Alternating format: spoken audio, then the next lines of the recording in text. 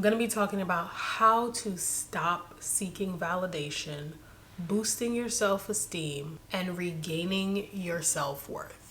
As a woman, especially as a woman of color, we often find ourselves seeking validation from others, whether that's something that you're aware of or not. We all want to be liked, we want to be appreciated, and above all, we want to feel accepted, However, seeking validation from others can be very damaging to our self-esteem and our self-worth. The first step to stop seeking validation is to first sit down and identify why you seek validation in the first place. Is it because you don't feel good enough, or do you not trust your own judgment? That's something that I struggle with heavily. And for me, it's not that I would say I don't trust my own judgment, but rather I have a lot of self-doubts going on. So I guess it kind of goes hand in hand. So once you identify why you seek validation, you can then start to work on the root cause. So start focusing on your strengths and your accomplishments. You need to get a pen and a paper, and you need to write down a list of all the things you're good at and all the things you've accomplished so far up until this point. In doing this, it's going to let you see all of the things that you've accomplished, and this is going to allow you to celebrate your small wins, and also just to remind yourself of how far you've come in your own personal journey. And there's something in the power of just sitting down and writing things out with pen and paper that has to do with manifestation, law of attraction, but it also just helps you to actually physically see in front of your face just a lot of positive things and positive feedback about your own life. And what this is going to do is it's going to allow you to build that confidence back into yourself and about your abilities. You see it all over my channel. You're going to hear me talk about it over and over again, to practice self-love and self-care. I talked about this in a previous video of mine, which you can check out in the card up above after you watch this one. Basically, with self-love and self-care, it's going to look different from person to person. But if you're a beginner and you're new to, just loving on yourself and you don't know where to start, I would say that you need to first start by waking up each morning, looking in the mirror, and just speak words of positive affirmations onto yourself. Tell yourself you're beautiful, you are smart, you are intelligent, and you are worthy of love and respect. Take care of your body, take care of your mind by exercising, practicing mindfulness, and above all, we gotta start eating well.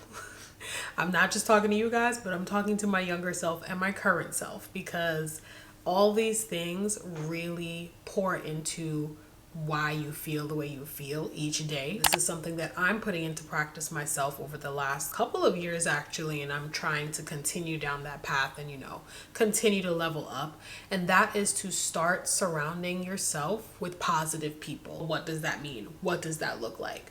What it basically means is you need to start seeking out and being around those energies that are going to be positive and uplifting in your life and your own personal journey. You need to start putting a little bit of distance. I know it can be hard because, again, many of us who are dealing with certain toxic people, toxic traits, toxic environments, it may feel like it's out of your control, but it really is in your control. I think it's just a matter of making really hard decisions in life. You need to take that time for yourself to separate yourself, or just put a little bit of distance between the people who bring you down, who are Debbie Downers to say the least, or the people start to create doubt within your own self. Comment down below on any moment in the video where you related to it the most. Is you need to set boundaries. You're gonna hear me talk about this again and again in a lot of my videos. You need to set boundaries. I say this with a smile on my face because this is something that I was aware of. I have always been a people pleaser through my childhood growing up, and I think it relates to me being like the first child in the family, the first grandchild / the first child in the parental house, the two-parent household. And so there's a lot of expectations, especially as a first daughter. There's a lot of expectations that are heavily placed on you, and families may not realize it, but you start to internalize these things and you start to grow within certain expectations. I grew up always staying on top of myself, make sure all my ducks were in a row. I wasn't really someone who was out there being reckless and pushing buttons and, you know, like experimenting, you know what I mean? Like being the teenager who was always being a teenager. That wasn't me. I always found joy in just making other people around me happy, and in doing so I realized that I was becoming a people pleaser, because now I'm not living my life for myself. I'm living it to please other people's expectations. Once I finally like internalized and realized what was going on, I started to change. And this happened recently. This happened in like my late 20s, and I had to do the hardest thing that people pleasers struggle with, which is learning how to say no. You have to learn how to say no to things that don't serve you, that don't align with what it is you want to do in this life, that don't align with your values. And that is not just from relationships, that can go into your career, your work life. This can go into the relationships, this with like with your significant other, whether that be your boyfriend or your girlfriend or your husband or your wife. This can go into your friendship, just all the different aspects that build into the community or your own circle. In that moment, you start to doubt yourself, and you start to think, well, if I don't please this person, then they're probably not going to want to come around me. They're probably not going to invite me to this event again. They're probably going to not want to hang out with me as much because I'm, you know, choosing me over pleasing them.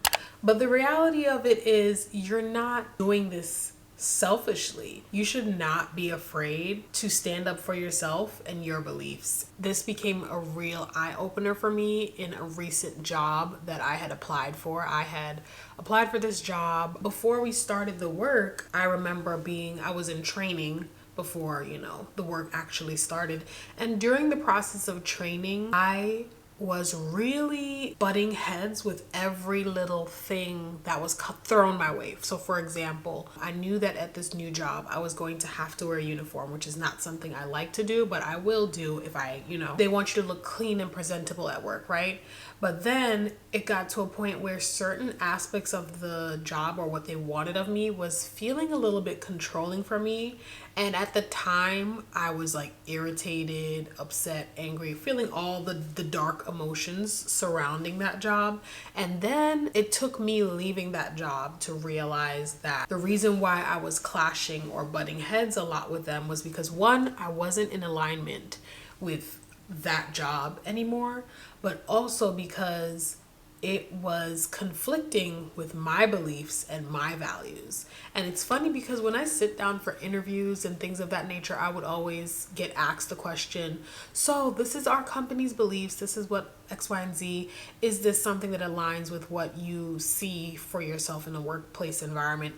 And I would always just be like, yes. I always ended up saying yes to these roles, maybe not knowing then, but subconsciously in the back of my mind knowing you need to start setting boundaries.